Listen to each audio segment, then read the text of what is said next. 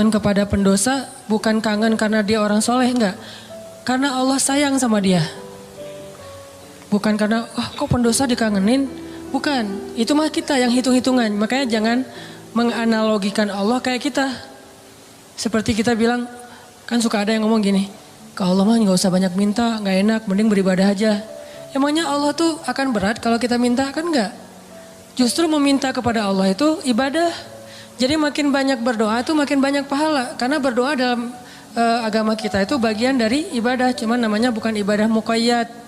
Ibadah muqayyad itu kayak sholat 5 waktu. Udah jelas waktunya, jelas cara-caranya. Ibadah mutlak. Arti mutlak itu lebih bebas.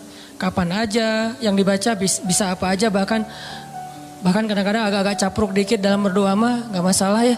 Kenapa dia capruk? Karena gak hafal bahasa Arabnya. Akhirnya yang didoain sebisanya dia aja, gak apa-apa semampunya. Jadi berdoa kepada Allah itu ibadah dan Allah senang banget dimintai. Sampai Allah tuh ngerasa malu kalau ada yang meminta, terus kita Allah gak mengabulkan, Allah malu. Allah punya malu, justru Allah maha pemalu. Banyak hadis-hadis Allah pemalu kan? Di antaranya kayak hadis Nabi pas Utsman datang ke rumah Nabi dalam keadaan Nabi sakit. Pas Abu Bakar datang, Nabi nggak pakai baju atau pakai baju tapi nggak terlalu rapi gitu, biarin aja. Umar biarin aja. Begitu Utsman yang bilang salam, Nabi langsung rapi-rapi. Udah semuanya rapi, baru Utsman dibukain pintu. Ditanya kok gitu-gitu amat sama Utsman? Dah kita mah nggak gitu. Kata Nabi, jangankan saya, Allah aja malu kepada Utsman. Terus Allah juga malu dalam hadis Nabi, sesungguhnya Allah malu kalau ada hambanya mengangkat kedua tangannya. Ini juga dalil bahwa berdoa boleh mengangkat tangan. Jadi gak perlu diperdebatkan lah. Gak angkat tangan boleh, menelunjuk juga boleh. Nelunjuk jangan pakai analogi culture manusia. Kalau culture manusia gini tuh merintah kan ya. Tapi kalau culture agama ini bukan merintah. Cuma Allah doang yang saya berharap gitu maksudnya.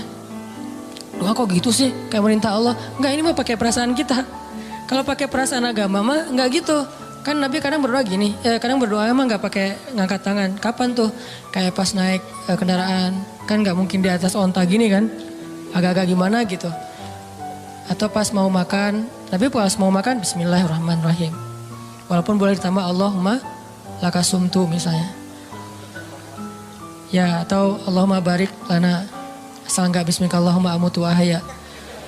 Kan gak harus gini, boleh juga gini, boleh gak sama sekali. Kadang Nabi juga berdoa dengan mengangkat tangan. Buktinya, sesungguhnya Allah malu. Kalau ada hambanya mengangkat kedua tangannya, lalu Allah tidak mengabulkan permintaannya, kan Allah malu nih. Bisa juga Nabi ngangkat tangannya gak gini, tapi gini. Kapan? Pas perang Badar. Kalau kita pas besok mau ngelamar. Jadi perang Badarnya kita nih, jomblo nih. Lamaran, itulah perang Badarnya kita. Apalagi menghadapi calon mertua yang berkumis tebal teh kan. Itu berarti menghadapi musuh yang lebih kuat daripada kita kan ya. Butuh mukjizat lah itu mah. Sehingga doanya malamnya kayak gini. Pas sudah diterima gini lagi. Itulah kita. Artinya teman-teman jangan ngelihat Allah seperti kita ngelihat makhluk. Tapi pasti Allah lebih baik daripada makhluknya. Pasti. Bahkan gak bisa dibandingin. Kalau ada ayat-ayat kayak analogi itu bukan perbandingan. Lebih kepada analogi supaya kita bisa berpikir. Dan memang Islam itu mengajarkan kita dan melatih kita berpikir. Afala ta'qilun, afala la'allakum tadhakkarun, tatafakkarun. Dan berpikirlah. Am hasibatum, falyanzuru. Semuanya tentang berpikir. Jadi kalau ada istilah, udahlah gak usah dipikir-pikirin, udah taat aja. Taat tapi berpikir. Jangan taat gak berpikir.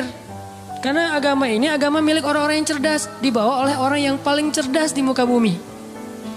Dan kecerdasan itu di sini. Tapi kecerdasan doang gak cukup. Harus dipadukan dengan keimanan. Baru namanya Rabbaniyah. Nabi itu cerdas banget loh. Saking cerdasnya Nabi, turun ayat 1 juz kehafal sama Nabi. Jibril datang. Muhammad, dengarkan. Didengarin sama Nabi. Al-An'am kan? 1 juz lebih sedikit. 11 lembar kan 1 juz 10 lembar. Nabi dengerin, Jibril baca, udah selesai Jibril baca, Jibril naik ke langit, Nabi udah hafal.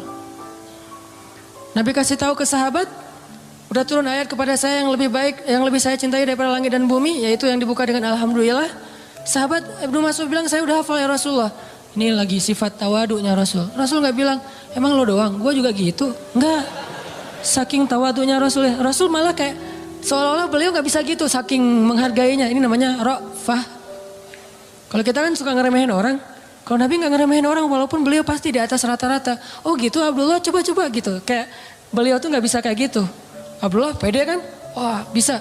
Tapi Abdullah tahu lah Nabi pasti hafal karena Nabi nggak bisa baca.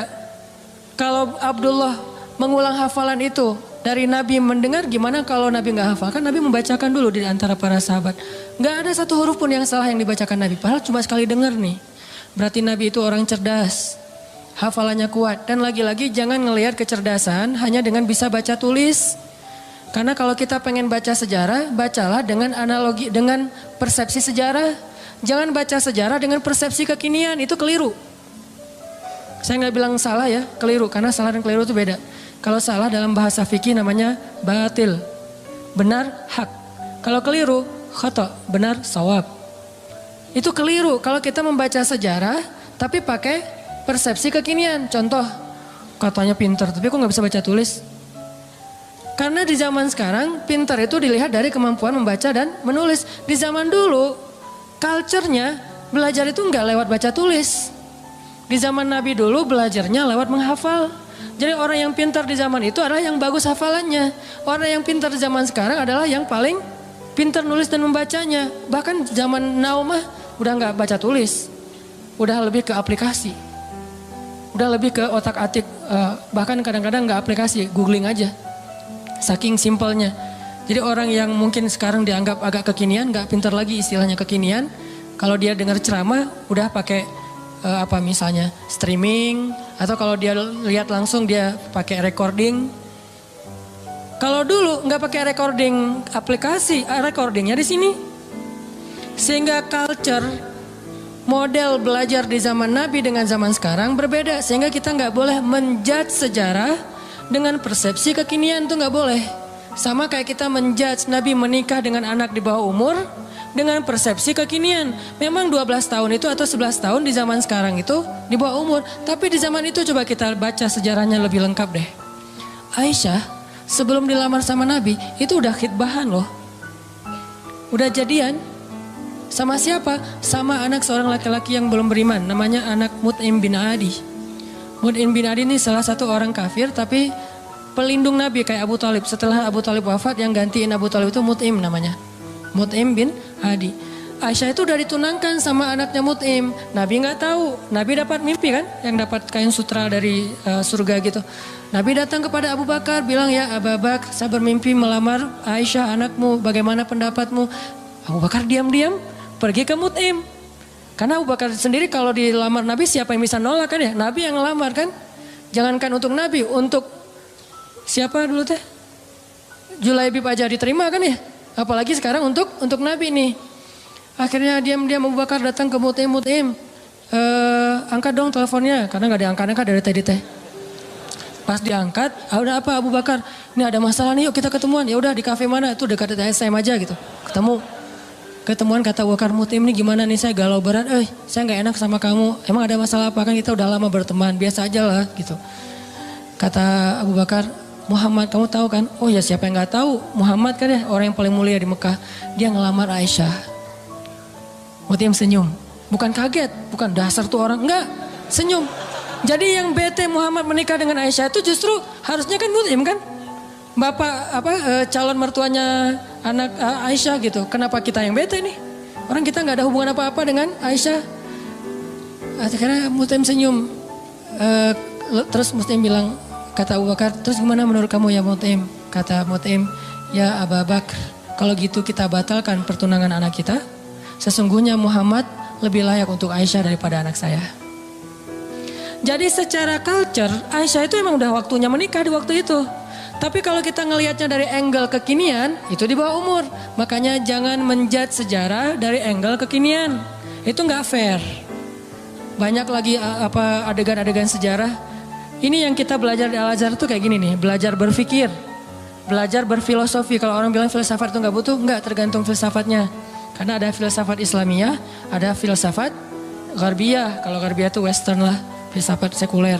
Tapi kalau Islam juga berfilsafat, ternyata gitu ya. Baca tafsir juga butuh filsafat. Saya kalau baca Al-Quran yang ada tafsirnya atau nggak pakai tafsir, misalnya baca Al-Quran beberapa ayat yang udah ngerti gitu ya. Subhanallah, ketika kita berpikir tentang Al-Quran, kebayang hal yang luar biasa tentang kebesaran Allah. Itu luar biasa loh. Kayak saya pernah bilang ayat Allah tuh zatnya, kalau kita ke teman bilangnya orangnya gitu ya. Allah itu zatnya nggak enakan. Apa bukti Allah nggak enakan? Tuh buktinya tuh ayat sebelum tentang pengubahan kiblat. Allah mengatakan Raufun, dirinya tuh Rauf, arti Rauf itu nggak enakan. Apa wujud nggak enakan Allah? Salah satunya ayat tentang puasa. Itu Allah nggak enakan banget tuh. Mau nyuruh kita puasa aja, perintahnya satu, tapi bahasa-bahasa untuk seolah-olah memotivasi kita, itu satu lembar loh. Ya ayyuhalladzina amanu, kutiba alaikumussyam. Makanya bacanya jangan, ya ayyuhalladzina amanu, beda itu. Beda intonasi, beda pesan. Tapi kalau kita baca ya ayyuhalladzina amanu, kan kata Nabi, bacalah Al-Quran dengan suara sedih kan. Bukan dengan suara teriak. Kadang kita ya ayyuhalladzina amanu, tergantung khotibnya kan ya. Padahal kadang ayat itu turunnya nggak gini. Tapi santai turunnya. Ya ayyuhalladzina amanu, kutiba alaikumussyam. Wahai orang yang beriman, diwajibkan bagi kalian berpuasa. Tapi coba perhatikan kalimat berikutnya. Kayak Allah gak enakan banget. Kama kutiba alal ladzina min qablikum. Seperti telah diwajibkan kepada orang sebelum kalian. Seolah-olah Allah ngomong gini. Puasa ya, tapi gak usah khawatir, bukan kalian doang yang disuruh, yang lain juga disuruh gitu. Kayak kita bilang ke teman kita nih, lagi ada event, kita jadi panitia gitu.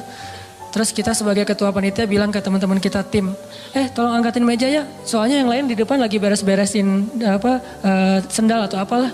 Tolong angkatin layar ya, tolong gulung layar ya. Soalnya yang lain lagi beresin meja di dalam. Artinya bukan kamu doang yang disuruh, yang lain juga kerja gitu kan. Saking ra'fah, gak enaknya Allah sama kita coba.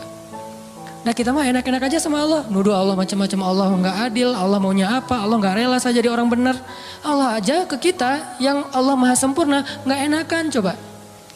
Wahai orang yang beriman, berpuasalah atau diwajibkan bagi kalian berpuasa. Tapi bukan kalian doang, orang sebelum kalian juga diwajibin.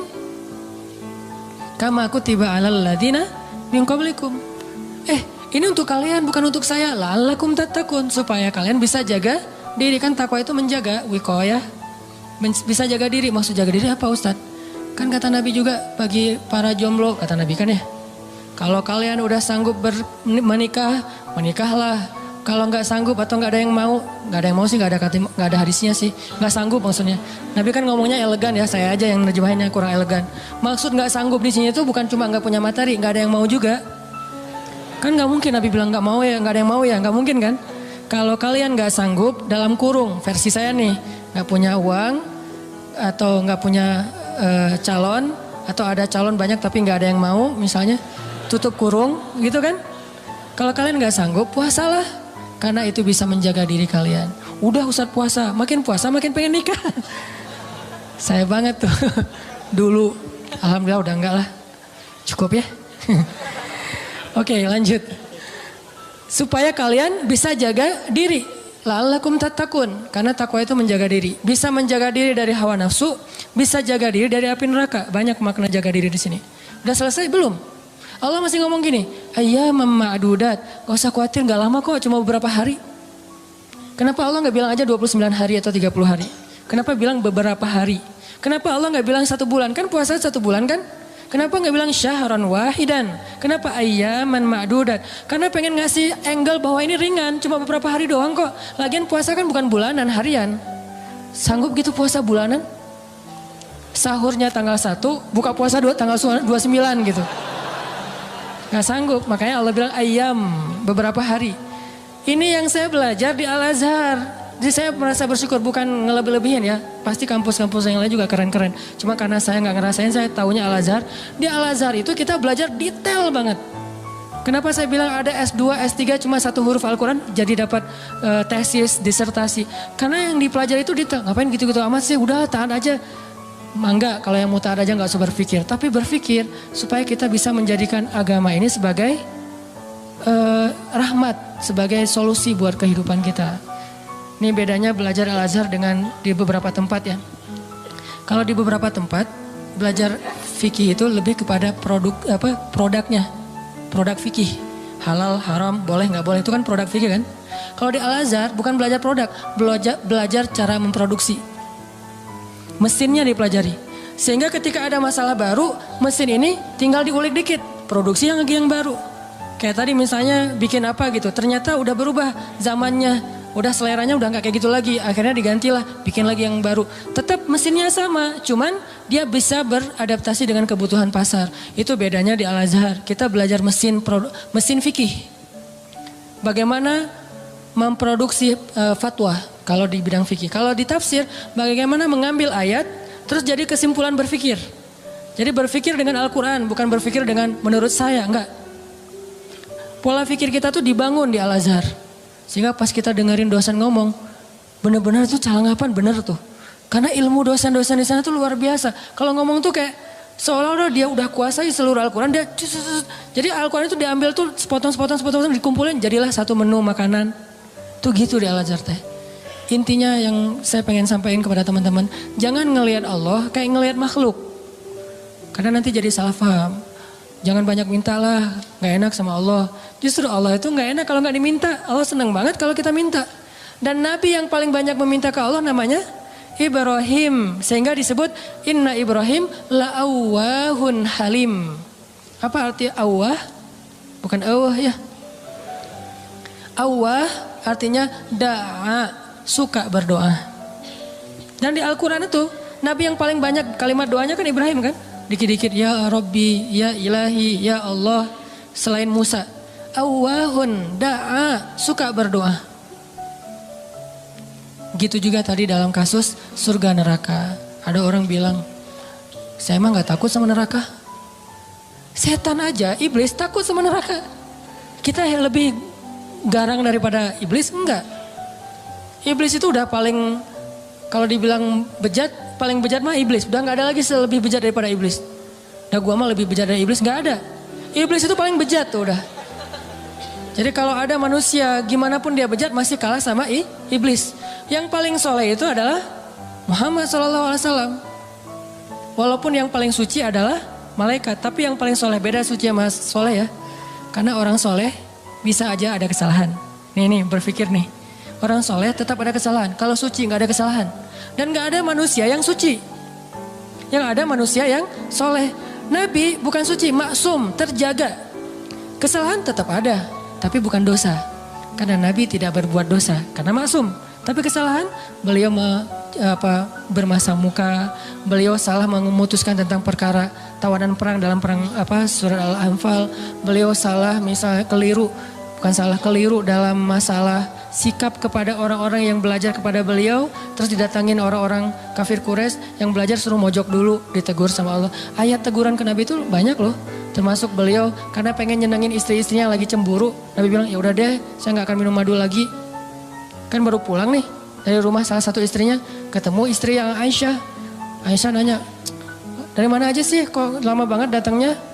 Itu dari rumah Sofia. Ngapain sih di sana terus? Kan dia tuh maksudnya pendek gitu. Udahlah, makan apa sih? Dikasih apa sih sana? Emang makanannya enak banget ya? Enggak, cuma minum madu doang. Wah, nggak enak, pasti madunya nggak bener nih. Mulutnya nggak enak tuh. Akhirnya Nabi bilang, ya udah, mulai sekarang saya nggak akan minum madu lagi. Demi menyenangkan Aisyah. Turun ayat. Wahai Nabi, kenapa kamu mengharamkan apa yang Allah halalkan demi menyenangkan istrimu? At-Tahrim. Yang paling soleh di muka bumi dan di dunia akhirat dan langit bumi nih, Nabi Muhammad. Tapi yang paling suci, malaikat.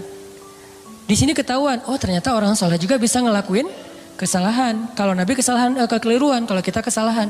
Tapi dia langsung recovery, balik.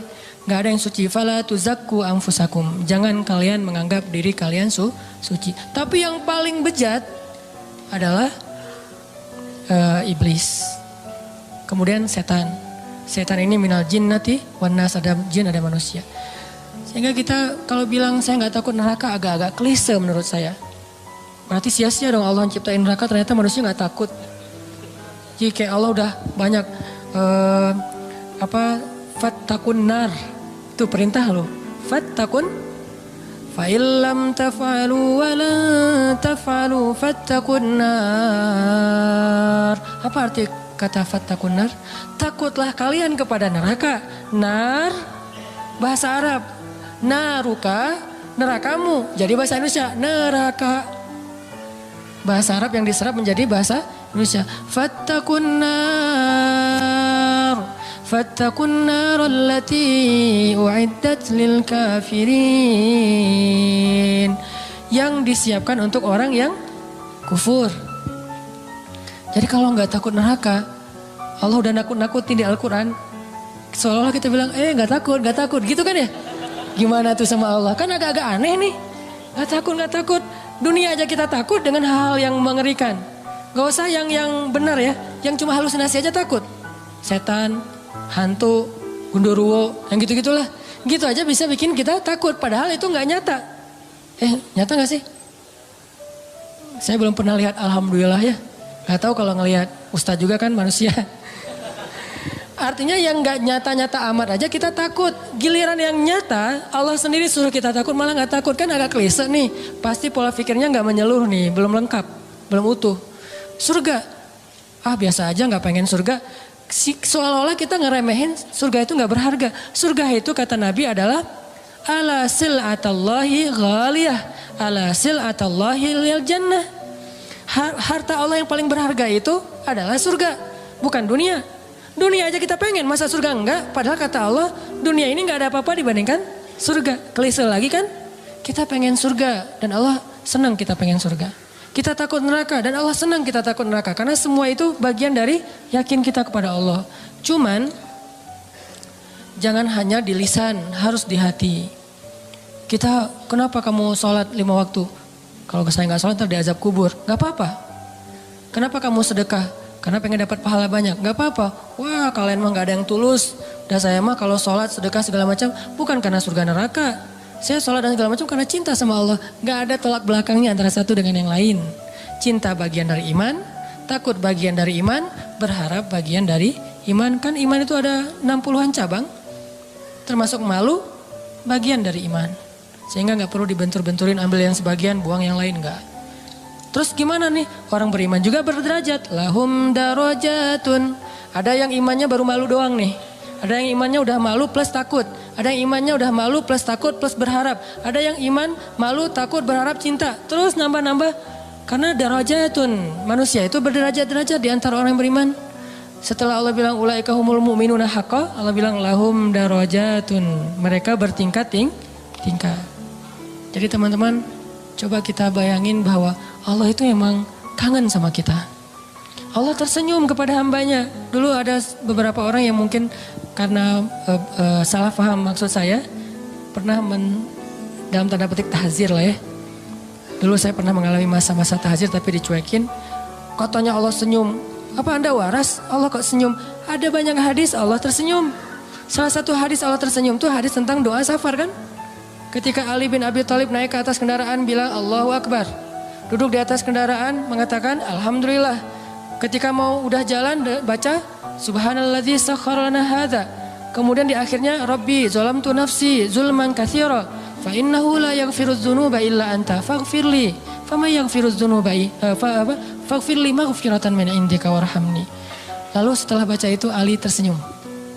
Orang yang bawa onta atau kudanya Ali ngelihat, "Ya Ali, kenapa Anda tersenyum?" Kata Ali, "Karena saya melihat Rasulullah juga tersenyum dulu setelah membaca doa ini."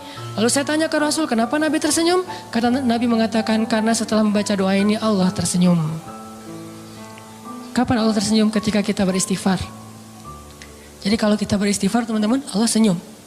Cuman gimana senyumnya Allah? Laisa kamitslihi syai'. Allah gak sama dengan makhluk. Cuman kita yakin Allah tersenyum. Gimana bentuk senyumnya gak usah dibayang-bayangin.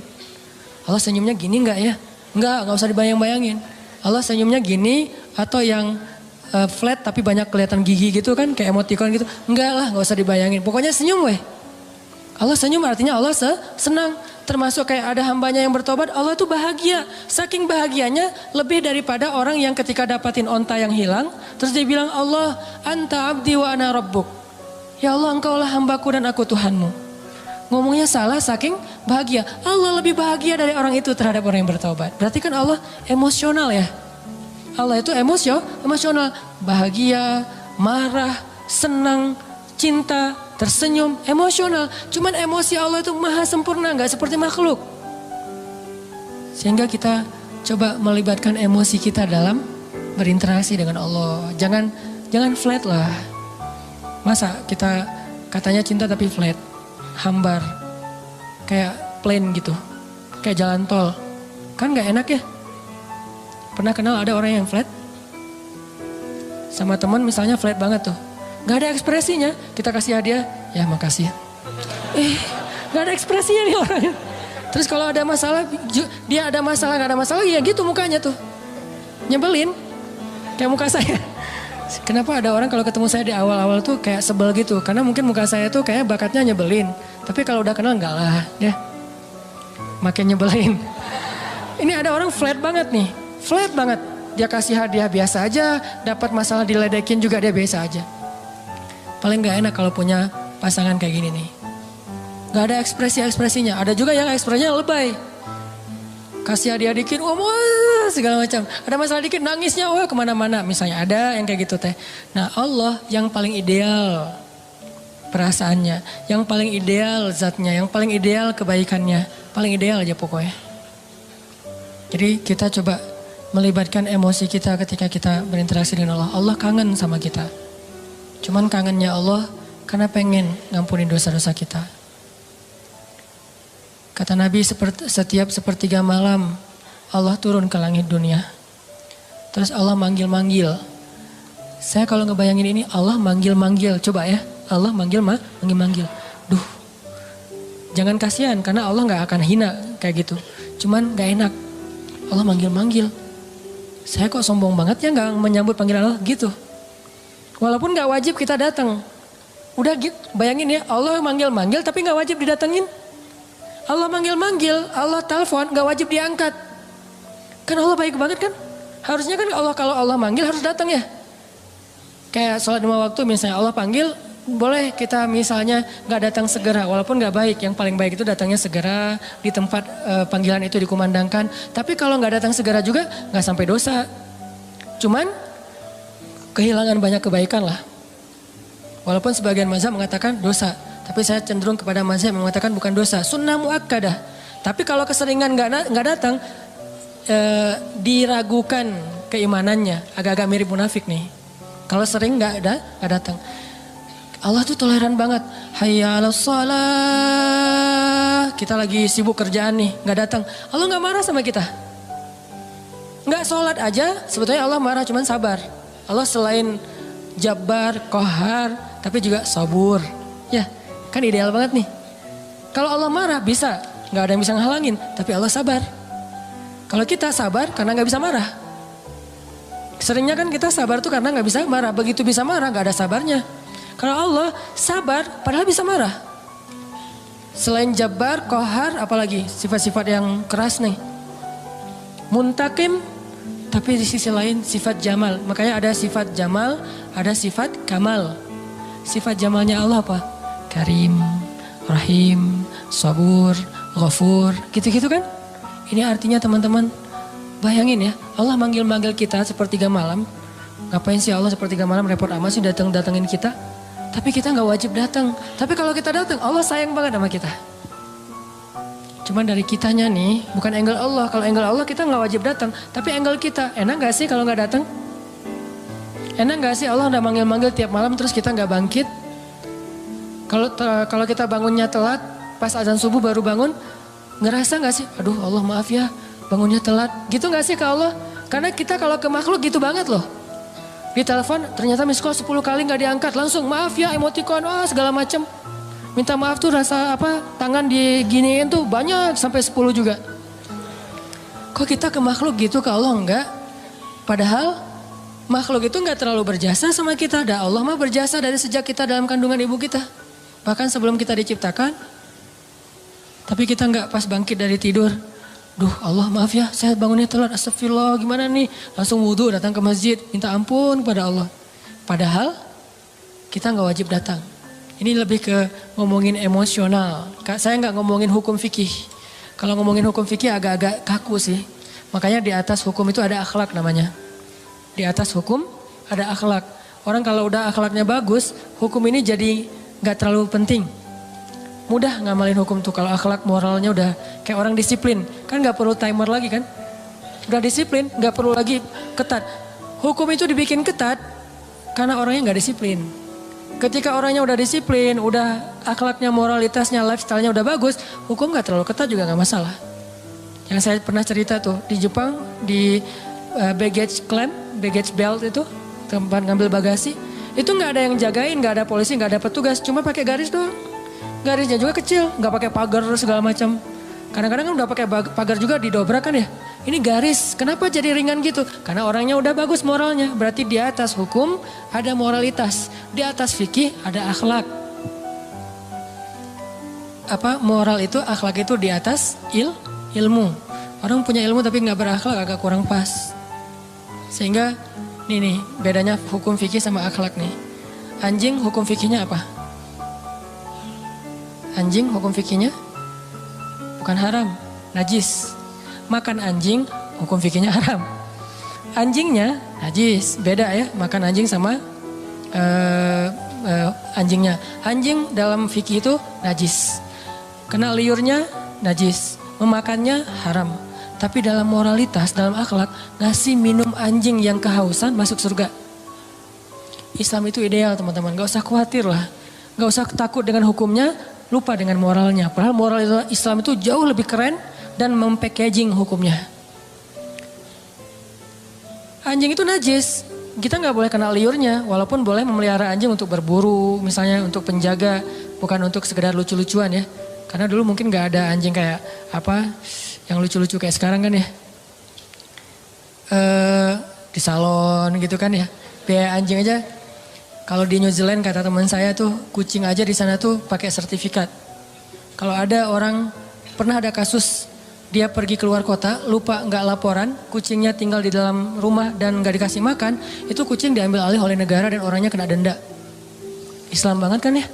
Islami banget kan? Kan ada hadis Nabi yang bilang yang perempuan yang dilihat di dalam neraka gara-gara membiarin kucingnya meninggal gak dikasih makan, ditinggalin beberapa hari keluar kota. Gak tahu dia lagi traveling kemana gitu si cewek itu teh. Itu kan terjadi kan ya? Nah anjing najis, anjing haram. Tapi ngasih minum anjing yang kehausan itu masuk surga. Yang ngasih minumnya siapa? Bukan orang soleh. Kalau orang soleh, itu mah amal pelengkap. Bukan, orang yang baru bertobat dari dosa zina. Bukan pezina ya. Karena orang kadang-kadang suka jadi modus tuh. Tuh pezina aja masuk surga. Mana ada pezina masuk surga? Yang ada orang yang bertobat dari zina masuk surga. Orang yang bertobat dari membunuh masuk surga. Nggak ada pembunuh masuk surga, nggak ada itu. Kalau gitu buat apa kita beramal soleh kalau semua juga masuk surga? Nggak ada keadilan tuh. Allah kok menciptakan neraka sih? Katanya pengasih penyayang. Kok ada neraka? Surga neraka adalah bentuk keadilan. Karena tanpa surga neraka tidak ada nilainya kebaikan. Ngapain kita harus jadi orang baik? Toh gak akan dibalas juga sama Allah. Ngapain kita takut berbuat dosa? Kan gak akan diazab juga sama Allah. Maka kemana larinya para pembunuh? Kemana larinya para begal? Kemana larinya orang-orang yang menzalimi orang lain? Terus di mana hak para korban? Kalau tidak ada surga neraka. Tapi kalau sudah diadili di dunia dengan cara-cara yang Allah ridhoi, selesai nggak ada urusan lagi dengan surga neraka. Misalnya pembunuh dikisos, maka dia masuk surga. Karena hukumnya sudah adil. Tapi kalau pembunuh dibiarin, ya ada nanti hukuman akhirat. Itulah keadilan. Supaya kita meninggalkan dosa dan berbuat baik. Ya kalau katanya Rahman Rahim tapi ciptain neraka. Ini agak-agak belum sempurna nih pola berpikirnya nih. Makanya Islam itu butuh pola pikir. Al-Quran itu melatih cara berpikir kita. Kalau udah terbiasa kayak gini nih, malam ini yang sesi kedua agak-agak saya beratin nih.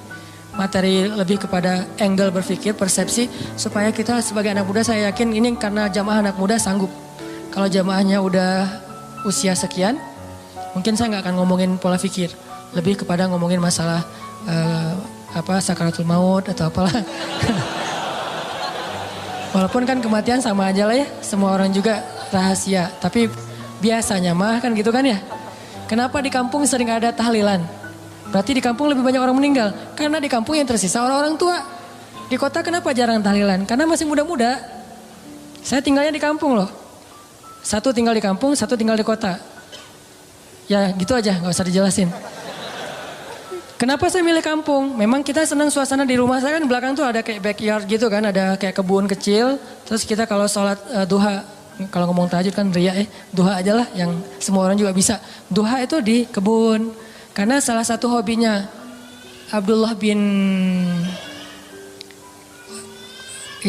suaminya Asma bin Abu Bakar siapa? Zubair. Abdullah bin Zubair itu hobinya sholat di bawah langit kalau duha. Akhirnya kita kalau duha sesekali itu sholatnya di kebun. Sengaja milih yang Cihanjuang atas yang airnya masih mau mandi aja sayang nih air terlalu bening nih dipakai mandi gitu kan ya. Layak diminum. Di Cihanjuang atas sama yang agak di perkotaan. Kalau di perkotaan biar mudah aktivitas. Kalau yang di atas biar tenang.